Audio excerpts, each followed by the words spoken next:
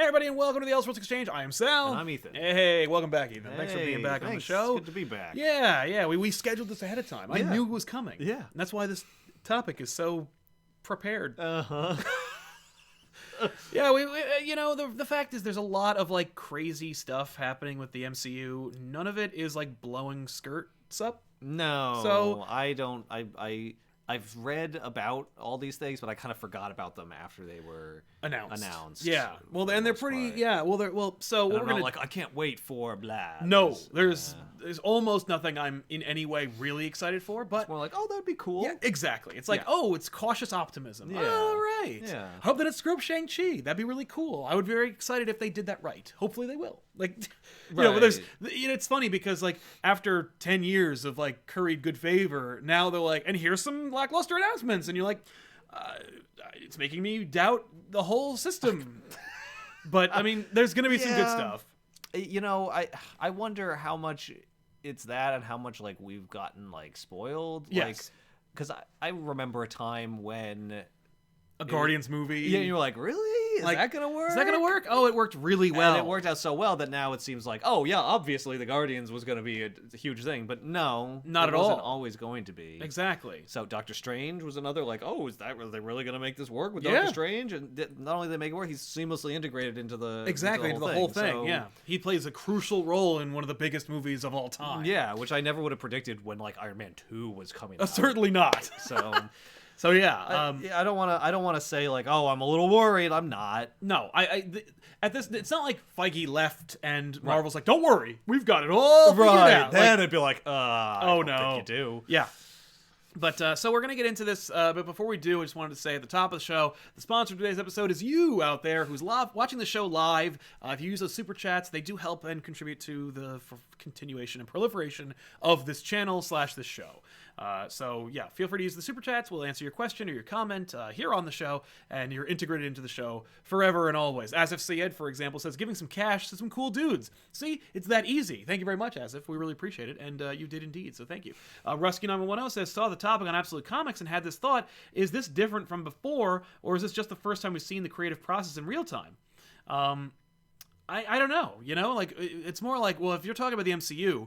Then with this respect, I think it's like, yeah, we're more hyper aware of it. We didn't know how the formation of the MCU was really going because no one was really paying attention. It was like Iron Man came out, Nick Fury comes out at the end, and he's like, maybe I'll make more Avengers movies. And you're like, what? But there was no real like watching in real time the formation thereof. Like when Black Widow shows up on Iron Man 2, you're like, oh cool, Black Widow, neat. Yeah. Like not like, oh, she's gonna be a founding member of the Avengers. That's really important. Yeah, I feel like that started to change when I remember when they did like the Phase 3 announcement. It's like, oh, there's phases, right? And that's when you start to see like, oh, there's I guess planning behind it, and you got like advanced. And they announced all the movies that were coming out. Yeah, I remember whole slate of movies. We did a whole video about that where we talk about like every movie and are like, are you really doing this? Like, right. Like, and can it succeed? Yeah. But if you look back at the early days of the MCU, they didn't do that. Yeah. So that is a newer thing, and I guess that's now the new normal. I think so. Yeah. Yeah, well, announcing it, which may be to their detriment, because I was really hyped for Marvel after Endgame just because of the success of Endgame. Mm-hmm. But now they've shown you what's coming. It's kind of like, oh. Yeah. Kind of thought you'd like, I mean. Well, what were you expecting? Well, I was. What movies would you have expected after Endgame? It was like, okay, what are Marvel's next 6 movies? Right. I was expecting maybe like a gap year, if you will. Because they acquired Fox before. So we knew that the talks were in place. We knew that they were developing the Eternals movie. I had always kind of like jokingly maintained that the Eternals was their like code word for the X-Men. And they were like, yeah, we're working on the Eternals, and the Eternals have this like stabby guy named Wolverine. Like right. So, I really expected I expected them to like maybe say a couple of like smaller movies, especially with the success of like how this is just. I really liked all the Ronin scenes in Endgame. Okay, and I was like, this is really cool and a pretty good like show of how we can still do the street level stuff. Like, look, he's killing people. Yeah. It was well shot. It didn't look dumb. He didn't go like, I'm Ronin now. He didn't get like all introspective and sad, but like he called me Ronin. he just was Ronin, and Yeah. he used the sword, and it was cool. And I'm like, ooh, maybe the next phase will be street level stuff. Oh, you mean like they already did with Netflix shows? Yeah. And those are all gone? Right, but those are all gone. And, and of course the Netflix thing is complicated. We'll get into those in a minute. But Matthew Mosley says, you want to know who's in trouble? Netflix. I don't know. I mean, think like, they're in trouble. Yeah, they are. Because, like, Netflix's model, and we'll talk about this for a minute, Netflix's model is content. Like, we'll just dump millions of dollars into developing original shows so that when you get a Netflix subscription, you're just going to be able to watch all these shows, these new shows. Yeah. And it's like, but I don't know who any of them are. Yeah, I don't care. why would I watch any of those? They also didn't win like a lot of awards this year, or like I think like any like Emmys. Yeah. They got like other They got some competitors buzz. won some Emmys, and they really got kind of shut out. So like Yeah. that's not good because they need to be known for quality. I feel like in order to attract I agree. those viewers. Like, what are people signing up for Netflix for right now? And I actually don't know. Like, I have it and I watch stuff on it like frequently. I'm not going to get rid of it, but I don't know how they're going to keep growing. No, I have it and I don't watch stuff frequently on it. And I'm like, eventually I'm probably going to get rid of it. Yeah. Because I don't really need it. Yeah. It did make me sick to see The Simpsons on the Disney Plus app, though. Oh, wow. I felt like really uncomfortable about it. Really? Yeah, I really did. I was like, ugh. Like, what did you think was going to happen, man? I thought, like, I really, like, there was just this feeling in my heart that said they changed it. Like, when, like, Tiffany was showing me, like, Roger Rabbit is on the Disney Plus app. I'm like, they must have edited it. Like, what do you think they did? I think they cut things down. I think they changed stuff around. Have you watched it yet? No, but I suspect they did. Worried, yeah. Because, like, Netflix has no vested interest in editing your content. No. But Right. Disney Plus They're just does. gonna put it. That's true. And it's like, it's not enough to have it. It's another thing to have it and be able to make it a viable thing. And if they were interested in making like high quality envelope pushing content, they wouldn't be Disney. Right. So, you know, but I was telling I that, agree. I was telling that to Tim. I was like, our tenant who stays here, and he was like, well, it's a good thing I have the good seasons on DVD. And I'm like, yeah, me too. I have the first 9 seasons on DVD. I never need to check it. Yeah. Because and then invariably, immediately on Twitter, they were like, "Look, they screwed the aspect ratio. You're losing jokes. You're losing stuff. Like they screwed it up." It's like if you like watch it on a channel that's like cuts off some of the jokes because they're trying to get in more commercials. Yeah, or it's they like speed really up annoying. Yes, it's that. But it's Sweet. like if it's. But I should get the pure. I should have the perfect purest product, original experience. Yep. If I'm getting it from the source. Here's the thing: I already know it's That's screwed up concerning. because the Michael Jackson episode is removed. Yeah. It's not. By the way, that isn't even Disney's call. That was everyone's call. That was like the Fox and Simpsons people were like, we're removing it just out of respect for the like rumors and speculation. Right. Yeah. And it's like it happened because they don't want to like deal with the publicity. Yeah, of people being like, I can't believe that 25 years ago they made an that's the episode. thing, like nobody, I don't understand. Like nobody's gonna care. Nobody cares. No one's gonna be like, excuse me, you're still airing. I mean, maybe some people would, but no one. That's not gonna gain any traction. No. There's so much other stuff to be worried about. If there was like nothing happening, I could see Sure. how maybe that story. Could, Hey, like, I'm outraged about this now. Yeah, No, but like otherwise, yeah. Yeah. I don't get that. I don't either. But anyway, Sad Althani dropping a big bad pile of cash on us. Thank you very much. Wow, man. That's awesome. Hey guys, how are you? How am I? I'm good. I am good. I'm good. I'm here. Yep. So I'm good. Right. If it wasn't good, I wouldn't be here. I'd be out fixing whatever's going wrong. That's true. Yeah, you'd be very busy. Yeah. I'm like neck deep in crap at my house. I'm cleaning stuff up. Oh, yes. Yeah. I left a big pile of junk for Tiffany to go deal with. Because she's going to be streaming on Twitch later. And so I cleared out her area. Okay. Put all the garbage to the left of her she'll be stuff. fine. So she should be fine. Yeah. But if She she won't is, even notice. She'll be zoned in on the game. she will definitely notice. Derek M says, is it safe to call this phase the post-Thanos world-building phase, i.e. introducing more characters and restructuring post-RDJ and CE? I hope so. I would assume that's what it is. I don't See, that's the thing. And know that, what else it would so, be. so that's a great I question, mean, it's almost Derek. that by definition. Because it is happening post-Thanos. Right, and it has to be. Yeah, but now I guess the there's two options. One is that it's that, Right. and the other is that they're specifically not doing that, and they're like not that is they're not like building. They're just like, oh, we'll just throw out random stuff. This feels like maintaining. Yeah, like because here's Derek, we're gonna transition right into what's coming from Phase 4, right? Like, and why I even speculate about the rhetorical question that people will definitely answer and then not watch the episode for. Is the MCU in trouble? No! Idiots! And then not watch the show. But, like, it's a rhetorical question. It's meant to incite conversation, not to be answered literally. So, the films that they announced for Phase 4, like, the main one, the first one's coming out, is Black Widow, the one they should have made 5 years ago. Yes. And ironically, it is set 5 years ago. They're retconning that it did happen. Actually, it happened right after Civil War. No, we made that movie. Yeah, don't you remember? Yeah, it's in the. Yeah, it happened around the Civil War time. Yeah. The Eternals, which is I couldn't find a more boring franchise outside of the Inhumans than the Eternals. Can we make them work in movies? Maybe this is the thing. Neil Gaiman couldn't make it work as a miniseries, but hey, let's adapt that miniseries into the movie. So they're doing that. Shang-Chi and the Legend of the Ten Rings is hilarious because number one, we're getting Shang-Chi. I don't even know who that is. Shang-Chi's the master of kung fu. He is a superhero in terms of like he is the kung fu exploitation comic book character. Just as Luke Cage was the blaxploitation comic book character that Marvel was like, we got to get in on this. Shang-Chi was so too was Shang-Chi for the kung fu genre. And so it was like they played up the whole like. In fact, we have it somewhere. Oh yeah, yeah. Oh, it's I don't know, but in any case, but yeah, Shang-Chi is like it's a kung fu adventure book. And so how is that different than Iron Fist? It's not. Oh. Well, because Shang-Chi is Asian, you see. Oh, the actual character is Asian. Shang-Chi study in Asia. He didn't co-opt lived it. there. I mean, like, listen, Danny Rand is about like a white guy learning this world. Yeah. So like people saying like, oh, it's racist that he's white. Like, no, Iron Fist is white. It's racist to expect them to change the race for him. Yeah, just because. Well, I mean, you could argue though his conception was. We want to cash in on the kung fu, but we want a white guy, right? And as the protagonist. And I would argue that happened in the past, like in the 70s. Yeah, so it's like like maybe get over that, right? But I love it because it's not just Shang-Chi and it's the Legend of the Ten Rings, which is to say, and they are saying that the Mandarin is real and he wasn't Ben Kingsley and he's actually going to be fighting Shang-Chi. Right. Did the Shang-Chi ever fight the Mandarin? Or are they making that up for They're making that up for the movie for the most part. My assumption is... Cool. See, I like when they do that. I like when they mix and match and remix stuff. Because then even fans can't quite predict what's going to happen. That's true. And not just by, like, deliberately doing the opposite. Like, oh, I don't know, in, like, Star Trek Into Darkness, where it's like, well, we know Khan's in here, so I guess Spock's going to die. Oh, no, it's Kirk. Oh!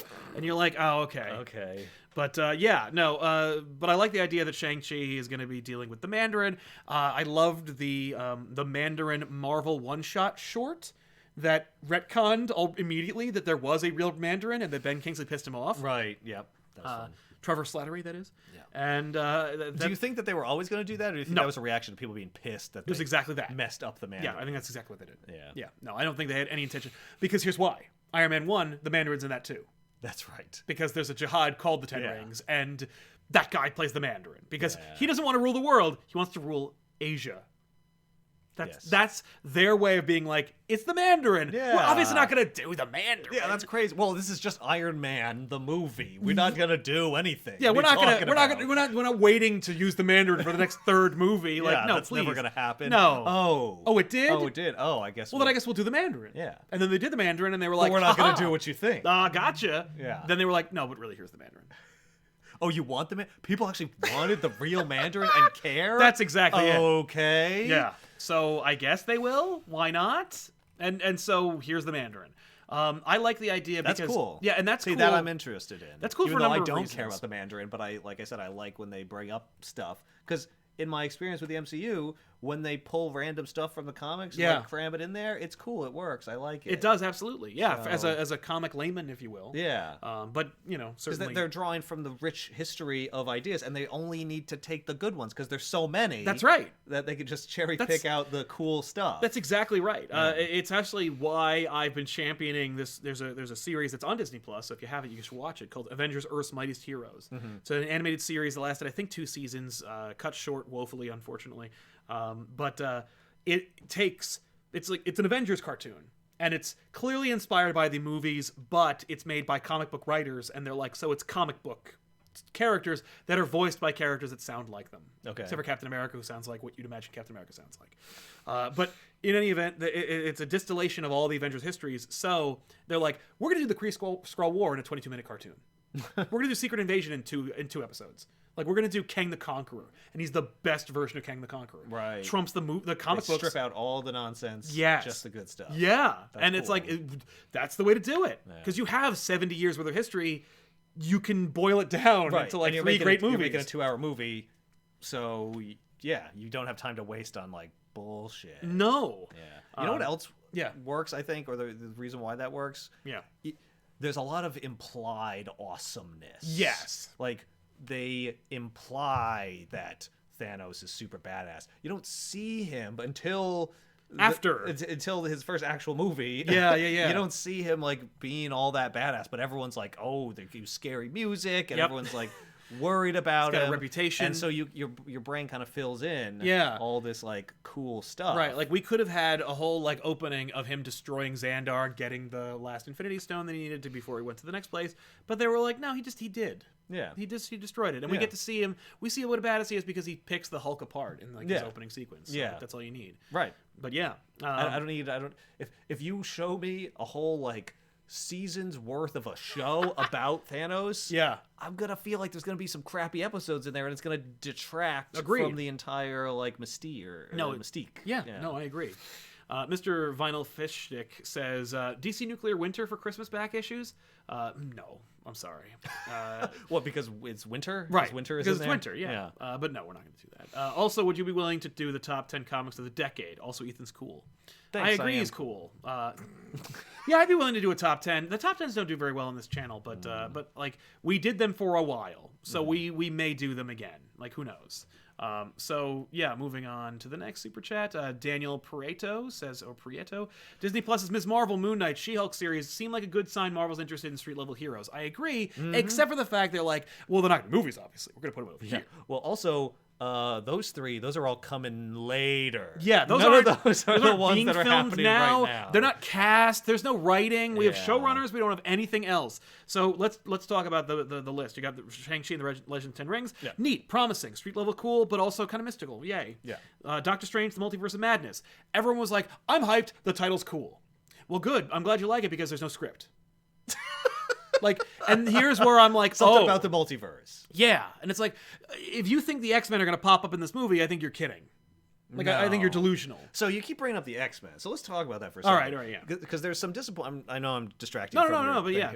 There's this feeling of like disappointment that a lot of people have. Yes, and I assume it's because we didn't get a Fantastic Four announcement and we didn't get an X-Men announcement, and that was kind of the big thing that people were like. That's right. But if Disney had never bought Fox, we wouldn't be getting them. You would be hyped for this stuff. Maybe is my hypothesis. See, I would still not be hyped. Like, no, I am not in any way hyped. You don't for, think like, your disappointment over not getting those other things is clouding maybe? No, I don't your think so. Perception of I hear Phase what 4. you're saying, and I do agree that it definitely is clouding other people's perceptions. But I think that I'm impartial enough to be able to say, like, if you say, "Hey, Eternals," I'd be like, I don't give a crap. Well, Eternals, granted, but Eternals is the biggest thing from this list. Now, is it? What do you mean the biggest thing? The most, probably the most expensive, and certainly the most like. Really, that hype. Seems like a bad idea. I agree.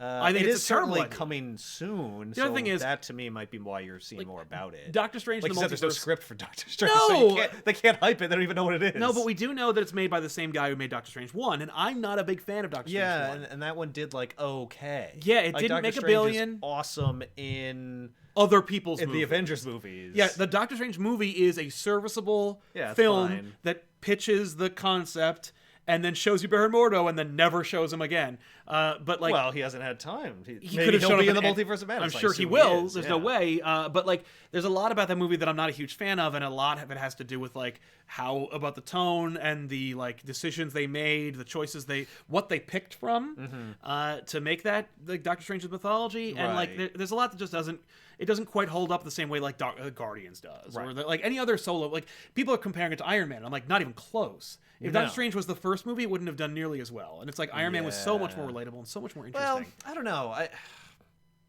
I liked Iron Man much better. It had a better voice. It's a totally different direction, I think, than Doctor Strange. I think Doctor Strange is I think it's not as good a movie. Well, and it could have been in either like taking from the comics or just as a movie. Exactly. And that's my concern, because they're like, don't worry, he's back.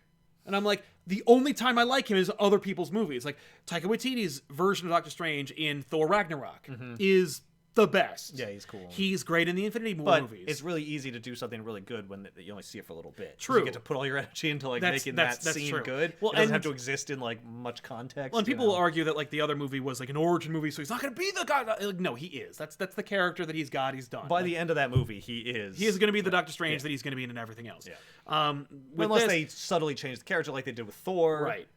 And that worked pretty well, because if you look at Thor 1 and 2, it's close. like, this Thor is fine. Yeah. I feel that way about this Doctor Strange. Like, this Doctor Strange is fine. But they made Thor... No, if the guy who made Thor, or if the people who made Thor, because I think it was a female director and then they got fired. So, with Thor 2, The Dark World, if they were like, don't worry, we're going to do the same thing, I'd be like, oh, and then maybe I'm probably not going to see this movie. Right.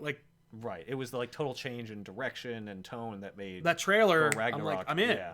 Well, and of course, having seen it, it's one of my top favorites.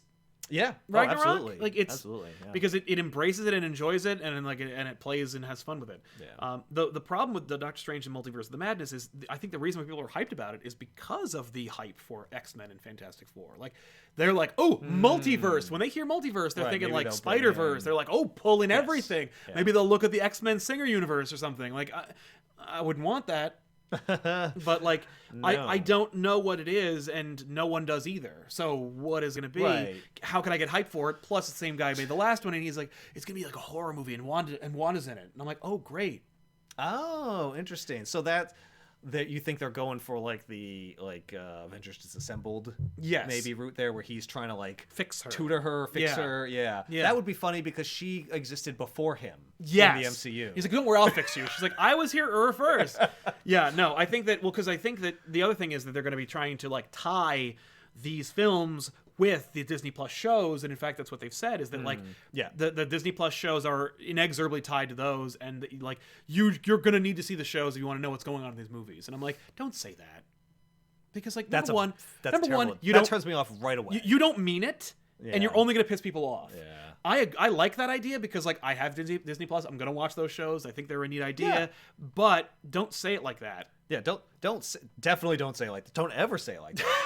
And even if you mean it. And don't craft it that way. No. Craft it so that they're both good and they both build on each other, but you don't need either for the other. Right. Every MCU movie should be that way. Yes. And indeed is, because people like them, even though they're connected together. Nobody's like, oh, I didn't see X, so I didn't get anything out of I saw a thing Y. from Tarantino was watching every Marvel movie because he skipped them all so that he could see Endgame. Mm-hmm. And I'm like, why would he do that? You don't have to do that. But he doesn't know that because he's well, if you're excited to do that. And that's the other thing, is that and if you're a cinephile like he is, I get that. Yeah. But there's other people out there who are like, well, which one do I have to friggin' see? Yeah. What do I have to watch? Yeah. And it's like, you don't have to watch any of them, man. Yeah. If why people if you feel these burdened movies. to see a film, get over yourself. Yeah. But yeah, I agree that they're showing interest in street level heroes, but we also don't know anything about any of them outside of the fact they're using them, and some of them are street level heroes. Right. Getting into the super chats again, Ben Wilson says, "We'll listen afterwards due to work, but wanted to show my appreciation for great content. Thank you very much, Ben. It's very kind of you to say and very helpful. Hopefully, you enjoy the show when you listen to it later." Right. Sorry, the super chats window is busted, so I gotta scroll. Which is like a plebe. DeMarco Martin, Ms. Marvel and Moon Knight movie opinions. Well, there aren't any movies. They're going to be shows, and in fact, they said they'll show up in other people's movies, but they probably won't get their own movies right away. Well, maybe they'll be in the multiverse of madness. Oh, what? Yeah, maybe. Why would they be there? Yeah, because Moon Knight has the god. Yeah, Khonshu, the god of the moon. Maybe Khonshu's from a multiverse. Yeah, I mean, that's why you never heard of Khonshu. He came out of the multiverse. I do like the idea that Strange opened up a hole, or someone did, and he had to close it, and Khonshu came through. Oh no, Moon Knight. I mean, that's fine, I guess. Okay. I'm just spitballing. I have no idea. I mean, that's Ms. Marvel, I don't know. She's a mutant, so no, she's an Inhuman. Oh, that's right. And that's the older messed up. They got rid of thing. those, so. No, they got rid of them. Well, the show doesn't count, and neither does Agents of S.H.I.E.L.D., which is the other thing that used the Inhumans. Now that the Inhumans show is dead, and Marvel TV under Jeff Loeb is dead, fired. Right. They and Feige, of course, being head of chief creative officer. That means that basically anything that's television developed will be through Feige and also through probably this Disney Plus app. So we've seen, because they canceled like Cloak and Dagger, which is another freeform TV show. They canceled Runaways, I think, or at the very least the new season's coming out. But I saw Runaways on the app, so clearly it's either going to be canceled or transferred over to the app. Any new shows, they were going to make a Ghost Rider show that was going to kind of spin out of the Agents of S.H.I.E.L.D. show for Hulu. Canceled. Everything's dead. So there's no Marvel TV except for the stuff that's going to be in the apps. So where do you think Ms. Marvel's going to get her powers from? She'll be Inhuman. So you think they're doing Inhumans? Yes, I do. But I don't think they're going to be doing Inhumans. I think it's never going to be its own standalone thing. They'll just be a thing. Things that exist. You don't think it's going to be friggin' confusing when they introduce mutants as well? People are going to be like, wait, what is all this? I think they're just going to avoid it. I think they're going to be like, she has powers. Yeah. And then she's one of those powered people. She'll already have the powers when she shows up, or maybe she'll just get them right away. She'll be like, oh, I have these powers. And then, if and when we did the Inhumans, we could be like, oh, she just conveniently didn't mention the part about the egg. I mean, I guess that's what they do, right? That's what they do with Jessica Jones on that show. She's just like, oh yeah, she's one of the powered people. Yep, she has powers. They talk about it later. In later seasons, they talk about where she gets it, but you didn't have to. Clearly, nobody cared. So right, and it didn't matter. And if they wanted to make her like something that they acquired later, they could have. Yeah. Good point. Thor: Love and Thunder, same deal, not written. Right. We know that like Jane Foster's gonna be used. We know she might be Thor again, like it shows in the comics. Yep. We know that Waititi's back. Like that's all we know. Which arguably the last one was improv most of the time, anyways. But they do have a structure, and they need to know what they have to make. So like again, like it. That's why for me, I'm like, Phase 4 feels kind of like what?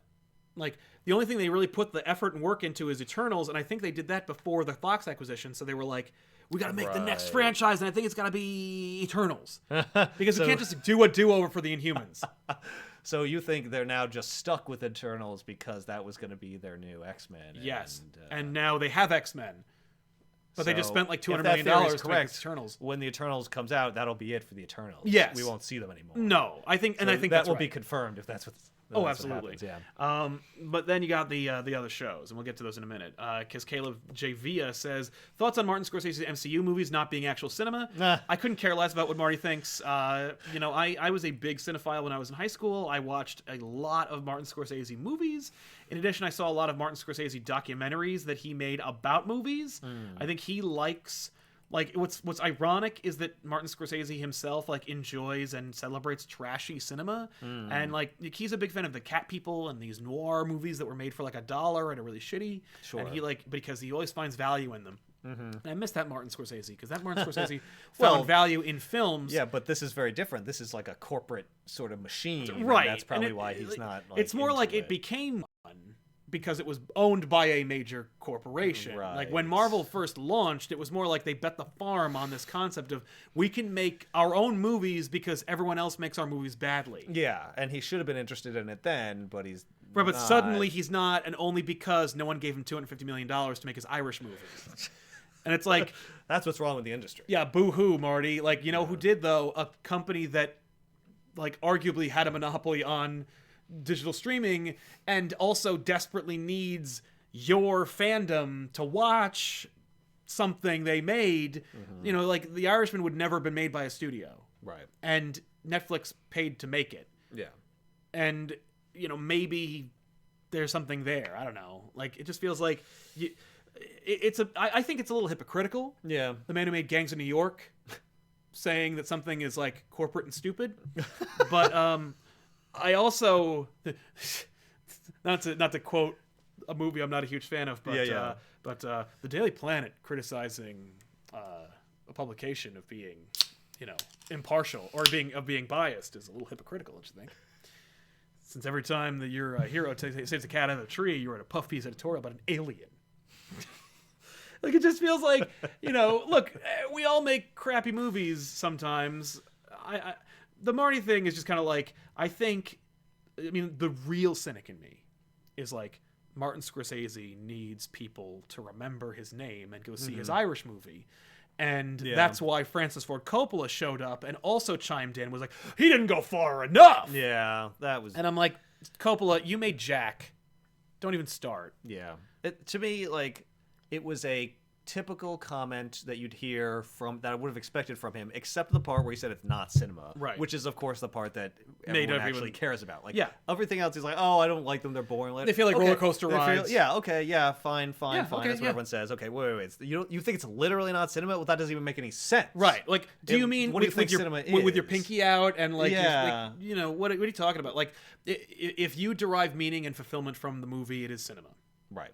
The end. Also, an artist trying to tell other people what art is like really tacky. And if we were talking about a painter who was saying that about like a popular like Roy other Orbison painter, or, you know, then people would be like, what? Yeah. They would not accept that. And they do and have, though. Like, artists are notorious for like telling everyone else what is real. Right, versus... and everyone's just like, okay, whatever, man. Yeah, and so it's like that is my overall approach. Yeah. I know that me and Patrick Willems actually have a huge disagreement because like I made a joke about how like you know, Coppola made, you know, Dracula, and it's like, what are you talking about, man? Like, and he got really upset, and he was like, he was just like, you know, citing bad movies, and someone's like doesn't invalidate their argument, and it makes me like cringe, and I'm like, right on, like I hear what you're saying, and I listen, I love Scorsese, I love Coppola, I think, like, listen, it could be worse. Tarantino could say that, and it's like, shut the hell up. But like, Francis Ford Coppola made a perfect film. Mm-hmm. Like, it's a very hard thing to do. Yeah. Scorsese has made perfect films as well. And it's like, it's hard to argue, but it's also just kind of like, well, just because you did something well doesn't mean that you're the arbiter of taste. And right. Well, there's also like a certain, like a Scorsese movie is like very good. Right. And also has a certain style to it. Yeah.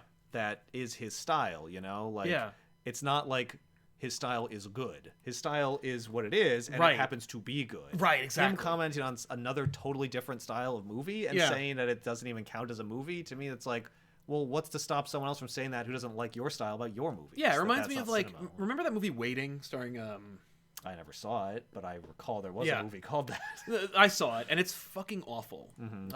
And it is so clearly it's clearly somebody really wanted to make Clerks, and they were like, "I'm going to do my Clerks, but in a restaurant," because I worked at Bennigan's one time, right?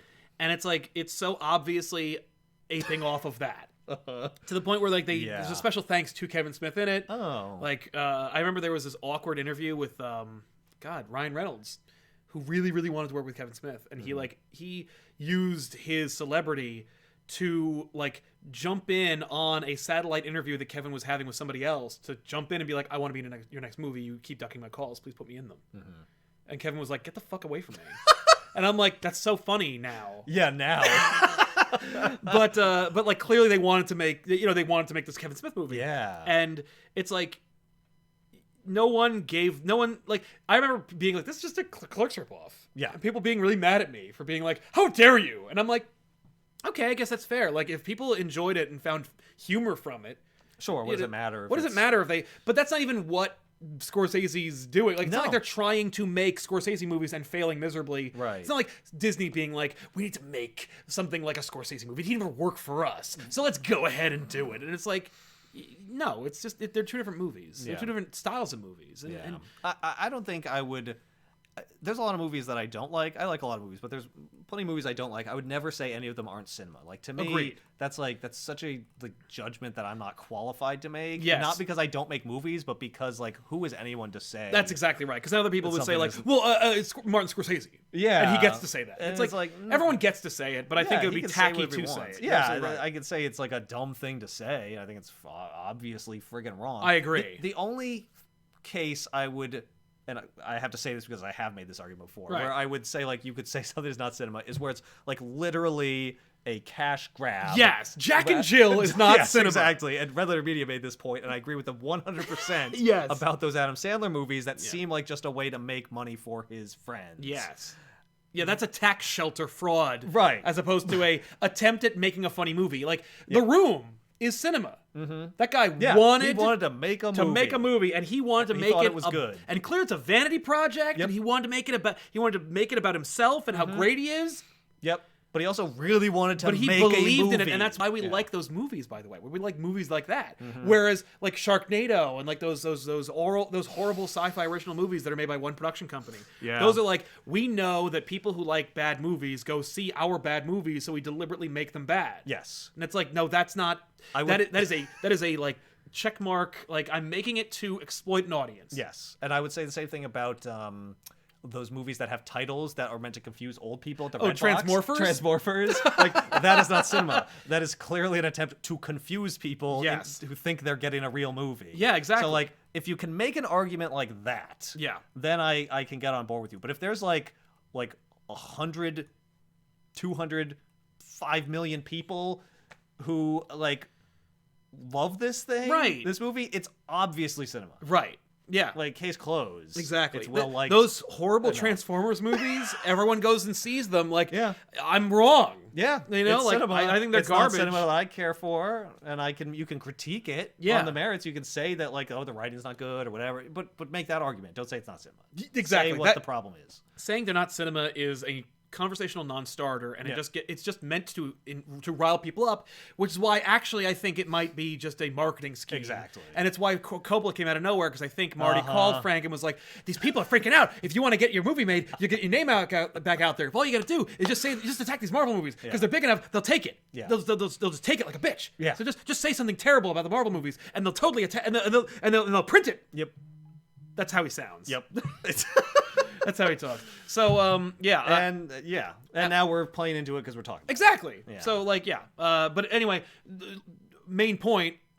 I think he's doing it for bullshit reasons, and I think it's a bullshit argument. Yeah. At the end. Yeah. Like, Alan Rosette says MCU Thor feels like 616 Hercules. Thoughts? Yeah, I agree with that. I mean, like, there's only so far you can go with Thor. So why not just do what they did with Hercules? What do they do with 616 Hercules? You know, they made him like relatable, and like he's got like pathos, and he's like, you know, like the whole like idea of Hercules being like, I drink and I bang people, and it's like, and then they were like, well, what if he like decided to go to AA and like chill out, like like deconstructing myths. Okay. So yeah, that's what they do. Yeah. Cash Money in the Bank, thank you very much, man.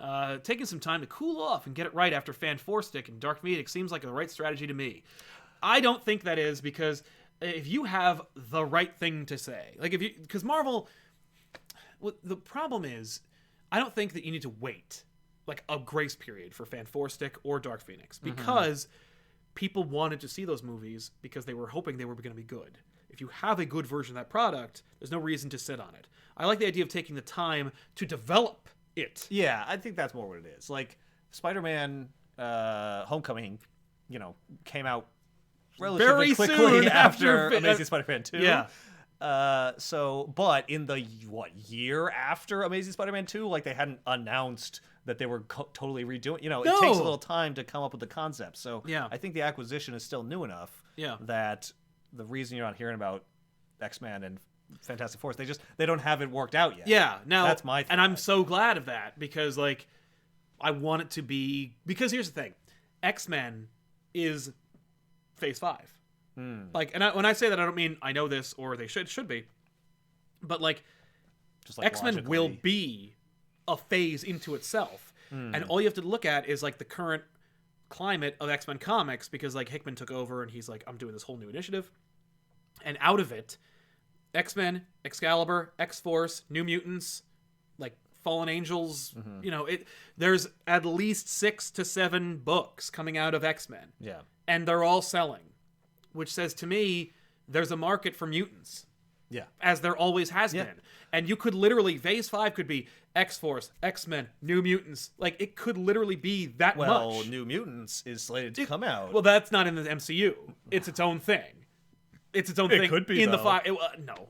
No, you don't think they could use it as like, this is where mutants come from? I think that I think that'd be a bad idea, because I think that if they're making they made New Mutants, and they had their own perspective.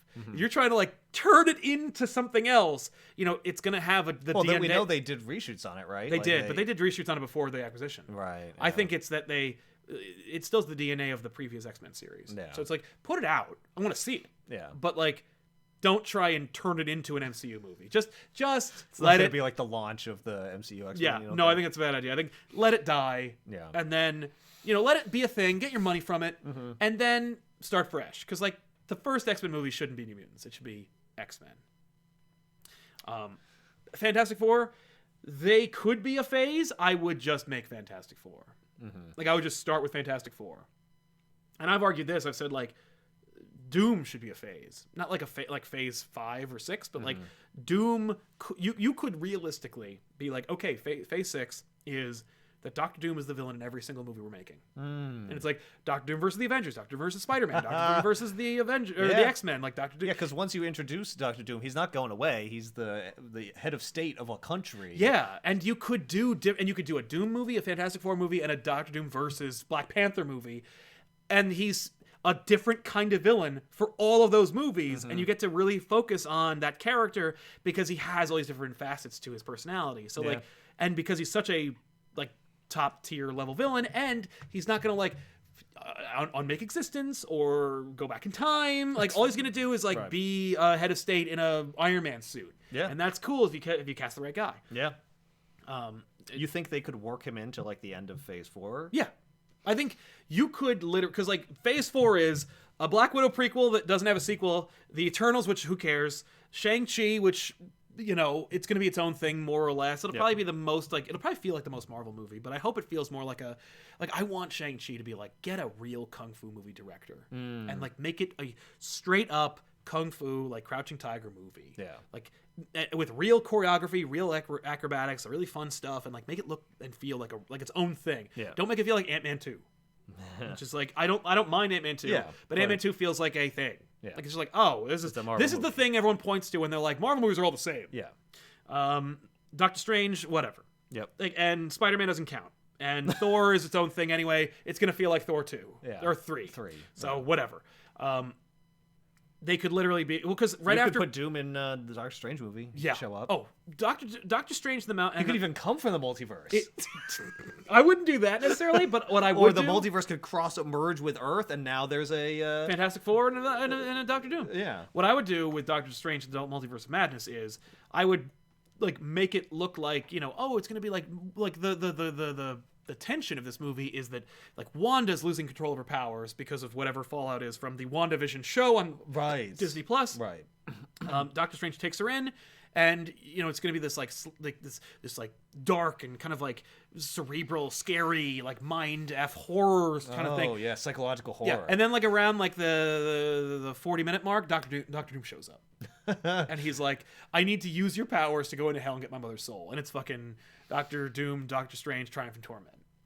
Oh, that'd be cool. Boom! Like what? And because at that point, who's gonna complain? Like who was watching Guardians 2 and went like, Mantis? Like at that point, everyone's on board. No one at the end of that movie was like when they saw the Ravagers and like one of them's doing literal Doctor Strange magic, and they're like, what? Nobody was complaining. No. And if they were, this movie's not for you. Right. So like, just throw Doctor Doom in there. Chase Eichler says Ant-Man 3 will probably introduce the FF. Peyton Reed, who's the director of those movies, really wants to direct the Fantastic Four movies, so I bet he'll fold them into the Quantumverse or something. I hope he doesn't, because he's the most bland director they have. Well, also, like, what he wants isn't really what's going to determine it, because Marvel's going to be able to say yay or nay. They almost didn't make Ant-Man 3, or announce it in any way. So, clearly, they don't care about what Peyton Reed thinks. Like, they're not trying to keep him, is my point. They're not be like, oh shit, we better give him Fantastic Four. He wants Fantastic Four, okay. If he doesn't make Ant-Man 3, this man, if he doesn't make Ant-Man 3, he'll never get Fantastic. Like, no. Yeah. No one's asking for that. At least follow me. So, now, if he has a great idea for it, then I want to hear. Like, oh, okay, that sounds good, then sure. But that's different than saying, like, he really wants to do it, so he's probably going to do it. Like, that's dangerous. There's lots of stuff I want that I don't get. Yeah. Epix 00 says Shang-Chi against the Mandarin is like Black Widow versus Iron Man. How do they make something like that work? I don't understand what that means, because the Mandarin's a bad guy and Shang-Chi isn't. Unless you're talking about like power, power levels. Yeah, probably. Power level. Yeah, I guess that makes sense. Well, Iron Man fought Mandarin, and all he can do is shoot repulsor blasts. And Mandarin has like magical rings that shoot like power. So really, yeah, I think Iron Man in the MCU seems like kind of OP compared to most of the other characters. And I don't know why, because it is just a suit. It's just a guy in a suit. Like, I feel like he should get more beat up than he is, but he's like so prepared for everything. Yeah. So But that's why War Machine should have his own like movie. Magical. Like, where is the War Machine movie where it's like Iron Man, only he's gonna get his ass kicked a lot more. Yeah. Because like Don Cheadle's a good actor, people like him. Right. I'll go see a War Machine movie if I want to get like not as smart Iron Man. Right. I mean, like, not to disparage Rhodey, he's a smart guy, but he's not. No. He didn't invent the suit. Right. He's not a genius. He just put a minigun on the shoulder. Yeah. Yeah. Which arguably, like, the suit is already like souped up with all kinds of weapons. Right. What does it need all those bells and whistles for? Yeah. But it does. It is cool. It does look cool. It does look cool. I love that. Yeah. Yeah. I guess Iron Man's he's now even more OP now because he's got that morphine suit. Well, I mean, not now. Not anymore. The last movie he was in. Yeah. He's got the nanites, so he is almost like it's almost like he has powers. Well, but he had the nanites. Yeah. So whose nanites are they? Like, who gets it? So now Spider-Man got them. I don't know much about the Mandarin. What are the Mandarin's like abilities or whatever? The Mandarin has access to these magical rings. Each ring has a power, but you put them, it's like the Infinity Stones, basically. Like, they each have their own ability and ring. Okay, so he is really powerful. And he is influential, and depends on which version. Yeah. Well, that's the other thing. You can literally do anything with Mandarin. If Shang-Chi is not powerful enough to fight like what you're thinking of as the Mandarin, well, they might just not do that Mandarin. They probably won't. Like a weaker they didn't do that last time. Right. And we all fell for it. Well, here's the thing. They've already established that like this Mandarin that people hated who has no abilities. So all they need to do to exceed your like low expectations of the Mandarin is to make him like a legitimate threat. Exactly. So I don't think there's any way they're going to go full in on he's like, oh yeah, he could take on like Iron Man, like he's super strong. I doubt that. No, so I think you're right. It's gonna be a problem. No, I think Mandarin's powers will be in his ability to do kung fu. Yeah, and maybe a little bit and some magically enhanced. Maybe the 10 rings is a legend in this title. I don't know what that means. Right. It's been 4 different things. So maybe he doesn't have the 10 rings. Maybe he's trying to get them, and if he got them all, then he'd be too strong for Shang-Chi to fight him. But I would be wary of doing that just because of all the friggin' Infinity Stone junk we just did. Yes, that's true. Yeah, but it's contained. They within did that one with movie, Iron Man too. so, yeah. Mind Freak 555 says Eternals has potential to be one great movie. They can take from Jack Kirby's Eternals run or Thor Eternals War, make the Celestials a big looming threat that they have to stop. Yeah, that would be cool. The Celestials as a threat, I think, is a cool idea. Yes. I feel like they're never going to do that. I mean, we've seen them. They've physically shown up. Yeah. They fought one in Guardians 2, even though he wasn't really, even though Ego is straight up not an Eternal. Right. I mean, or a Celestial, I should say. A Celestial, yeah. But, no, I love that. Yeah. And I guarantee you Celestials will be in that movie. Oh, yeah. Absolutely. They have to be. Yeah. There is nothing else about them that's interesting. I just don't think they're going to be the Thanos of Phase 4. Oh, no. It's like, we got to stop the Celestials. I wish they wouldn't, because I'm done being in space. Yeah. Like, if you're going to go into space, the last thing you do is Galactus. You don't need... Well, yeah, and if it's Galactus, like, fine. That I could see. But not like Terrax! Yeah. Annihilus! Like, maybe Annihilus, but I would make Annihilus the Guardians 3 villain. Mr. Roboto, Thor has had other hosts like Eric Masterson just do that, and a West Coast Avengers film a la Ant-Man and the Wasp. I'd love a West Coast Avengers movie. I don't think they're going to do it, but I would love to see multiple. I'd love to see multiple Avengers movies because they could sustain them. Mm-hmm. West Coast Avengers, whatever.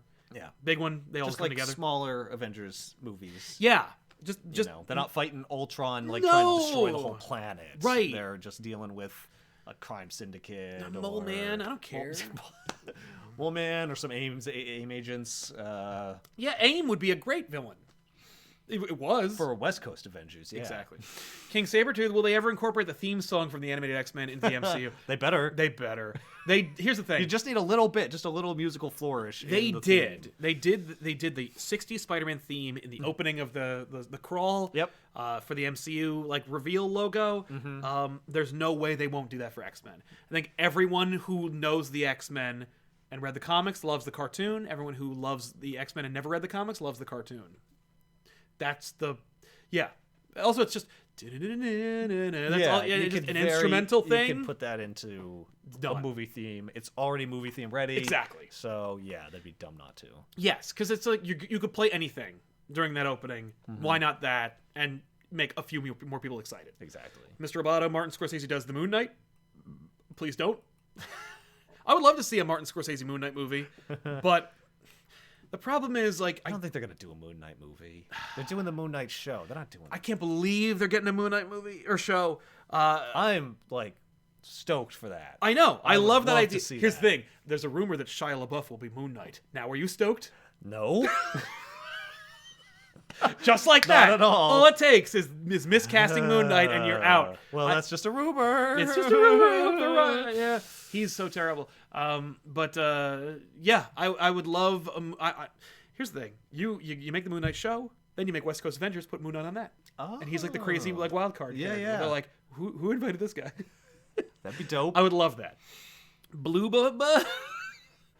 Baba says, should X-Men be an ensemble movie? Would we get a Wolverine standalone or a Storm? Yeah, you're going to get a Wolverine movie because, of course, you are. Should X-Men be an ensemble movie? Yes, absolutely, it should be. Yes. You need to get somebody who's like great at casts, like.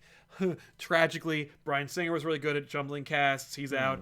Joss Whedon is never going to come back, so you can't get him either. But somebody else who's really good at like working with a great big cast and can handle them and give them all something great to do. I would hesitate to give it to the Russos just because like we don't want to always go to the Russos for our problems. But again, X-Men should be an ensemble movie. It should be about these characters.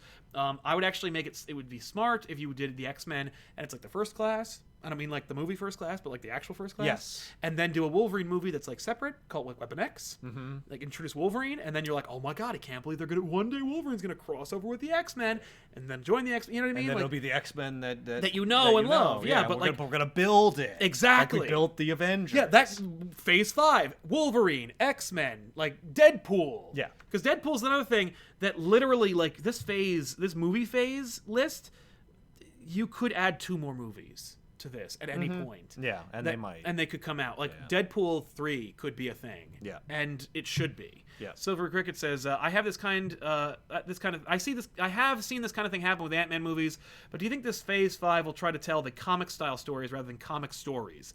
I think what you're saying is like the kind of smaller stuff, like Ant-Man 1 felt like the most like a Marvel comic book to me. Yes. Yeah. I want those. That's exactly what I want. I want these phases to be like, whoa, that was awesome, and it doesn't feel like, whoa, shit, but we're saving it for movie 3. Like, no, just tell you, don't bank on Eternals being a franchise. Right. Just make a really the best Eternals movie you can make. Yeah.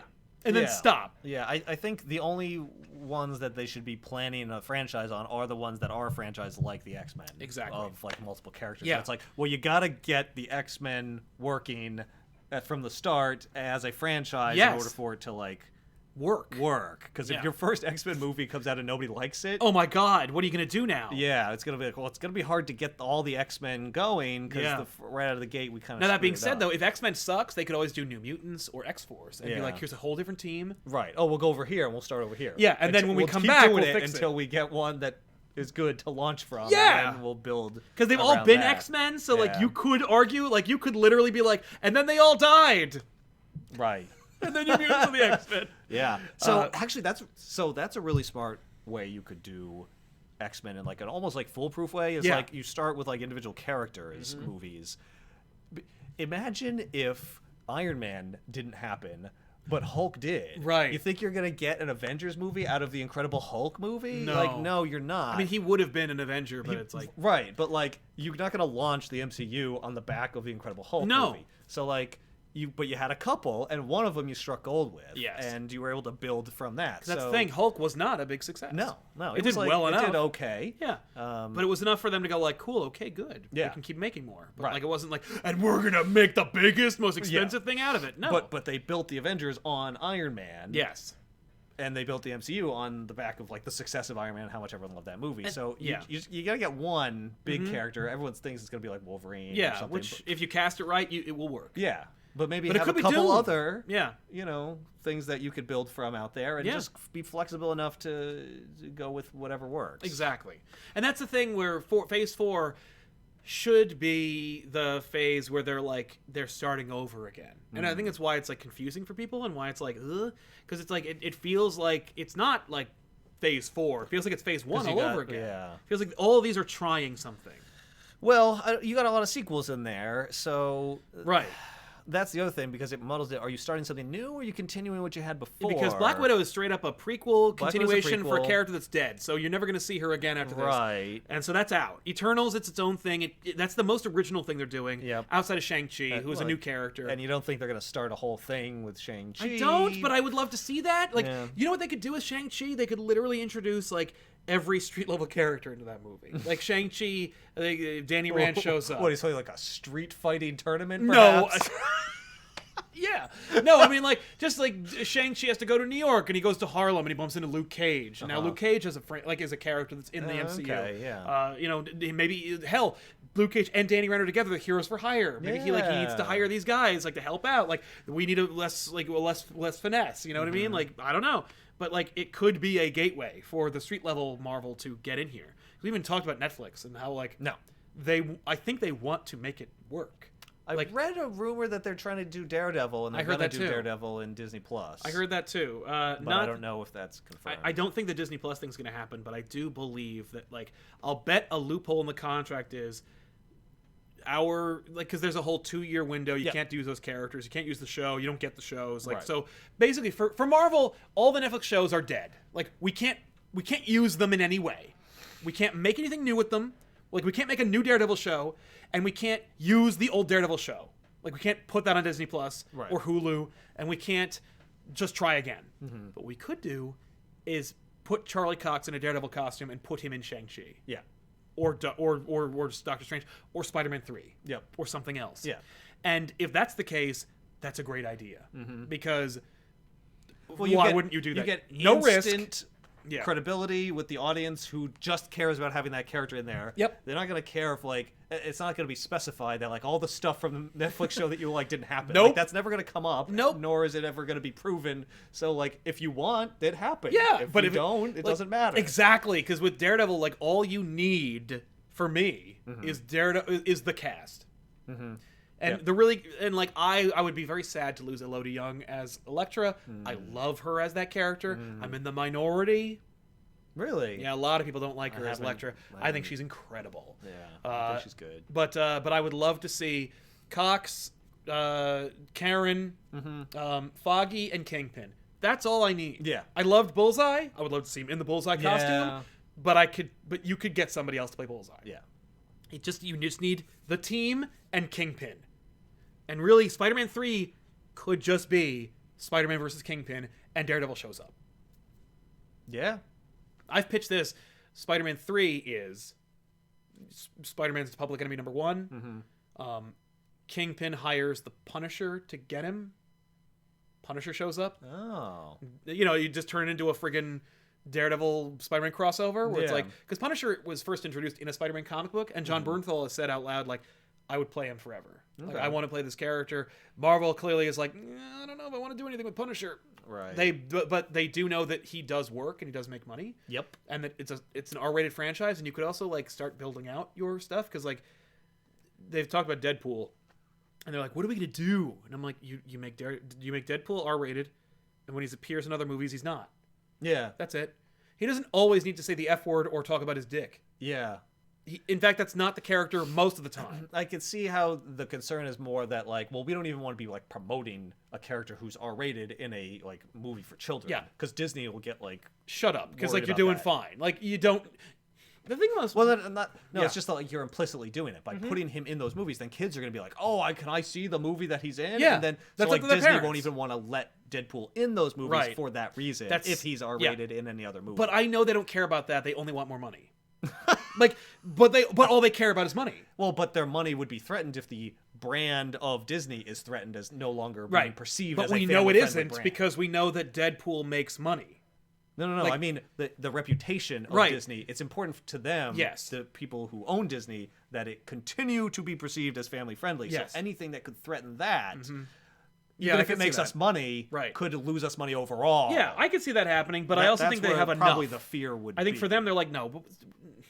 Any confidence that is shaken will be restored with Star Wars and everything else we have. Like, well, we can survive Deadpool but being family friendly is their entire thing. Like, that is the bedrock of what Disney is. Yeah. So that is, to me, the one thing that they would jealously protect and forego all other revenue in order to protect, because everything is based on that. Yes. So I could see that argument, but to me, that's countered by, like, you just say Marvel's different. Right. Marvel's a little more hardcore. Yeah. Marvel's for... You've seen it. Teenagers. Like, literally, this character, It's not like, for children. your major character died. Yeah.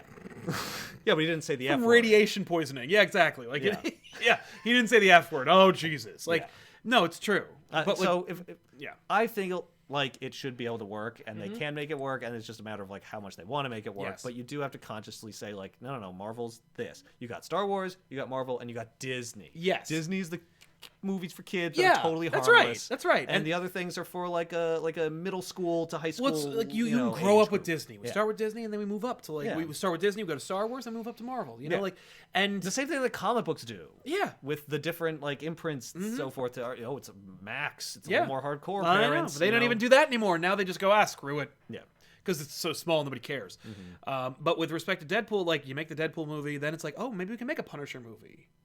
It's over there. You know, call it Marvel Knights or whatever. But, like, stick it over there. It's an imprint. It's like, those are the R-rated movies. And those characters can show up over here. Like, Moon Knight shouldn't be PG. No. At all. So putting him on the Disney Plus app, it's like, what? Well, maybe he's PG-13. I mean, he will be. Yeah. Absolutely. But... yeah, but that's the other way you could, like, build up that universe. Yeah. King Sabretooth, to introduce the X-Men in the MCU, I would use Mojo, pull mutants in the multiverse to fight the Avengers. In the end, he did it all for the ratings. That's funny. It'd also be the most expensive movie ever made.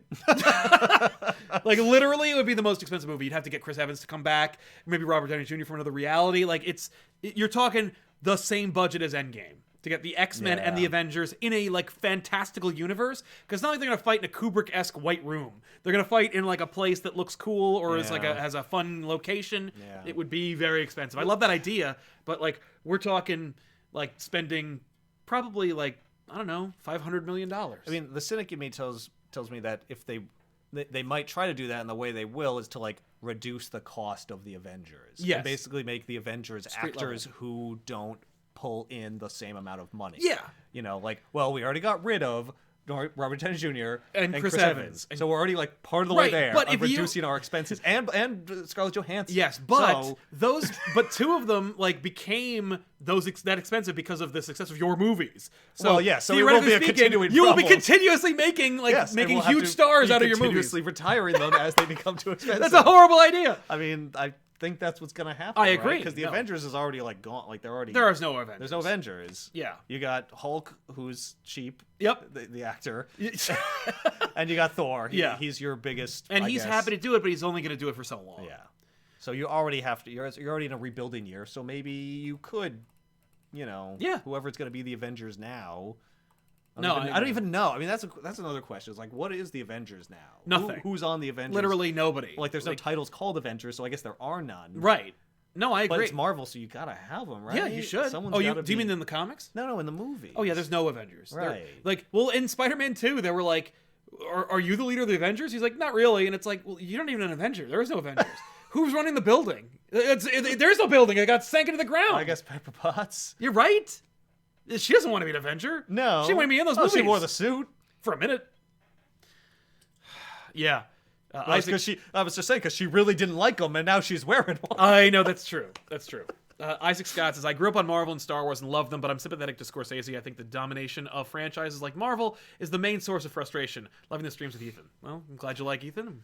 Hopefully he'll stick around. We'll see you next time. Yeah. And you know what? I agree with anyone who says, like, I'm concerned about the domination of one type of movie over another. I'm like, I totally hear that. That is a That's a valid argument. And if he said that, right, that's how I would argue. That's clearly what he's worried about. That's not what he said. Was that it's not cinema, and that's a different thing entirely. It's a different, inarguable thing. I can understand his frustration. It is reality that you have to deal with, and lashing out in that way is, like, to me, not right. Yes. Sad Althani helping us out. Thank you so much, man. He says, Batman red as Iron Man. I don't know what that means. Sorry, not sure what you're getting I don't know what that red as means, Iron Man. but it must have been related to what we were talking about with Iron Man, where they where built he was the MCU on him. Yeah, like, you don't build the Justice League off of Superman. They built it off of Batman, right? By using Superman.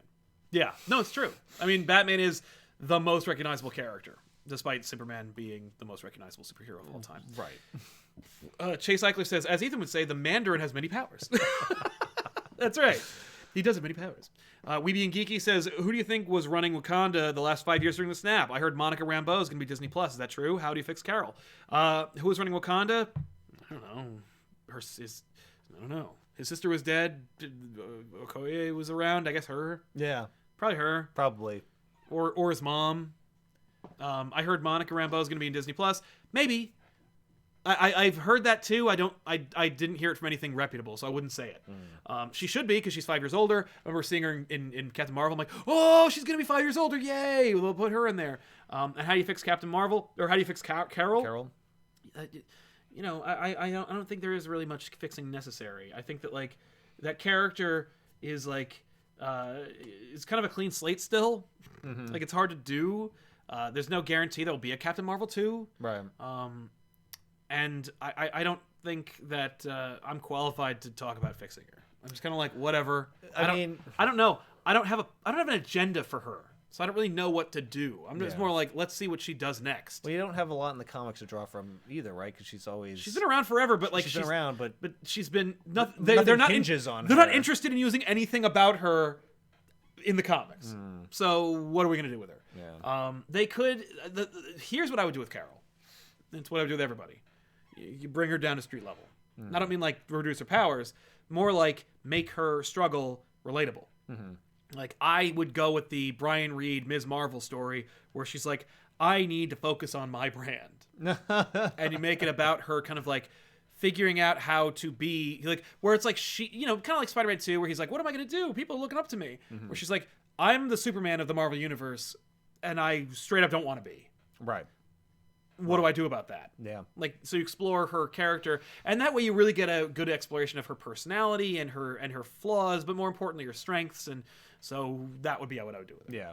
For me, the biggest problem with her is that she's been gone, so she doesn't have a presence on Earth. Yeah. She's seen as kind of like a cosmic character, but she's by herself. So you're like, oh, the Guardians of the Galaxy work. They're cosmic characters. Yeah. They're out in space. It's like, okay, but they're like a team. Right. She's just her own thing. So are you going to do like she goes off on an adventure on another planet and that's the next I wouldn't movie? really care about that. Or is it going to be, which I don't really care about either. Or I guess you could do like a Skrulls or a Kree thing. Well, like remember at the end of Spider-Man 2 with Nick Fury, if she was on the ship too, that'd be cool. Yes. Yeah. And maybe that's what they're going to do. And maybe they're going to be announcing a new Captain Marvel movie. Yeah. And that's what it's going to be. Right.